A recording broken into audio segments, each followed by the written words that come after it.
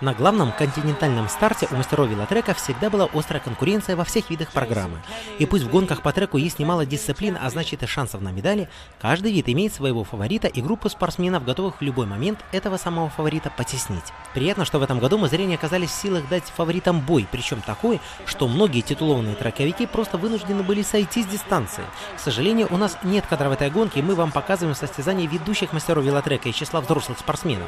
Но кажется, недалек тот час, когда наши представители и на этом уровне покажут себя с самой лучшей стороны.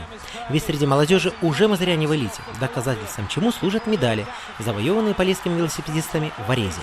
В женской командной гонке преследование на 4 километра серебро, причем сборная Беларуси в этом виде программы наполовину состояла из воспитанниц Мозырского филиала Гомельского училища Олимпийского резерва Инна Савенко и Ольга Масюкович.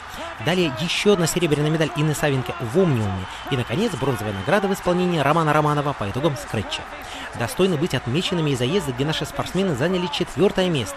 У Инны Савенко это гонка по очкам, а у мужского квартета, который на 3/4 состоял из мазырян Евгения Храменко, Романа Тишков и Романов, командная гонка преследования.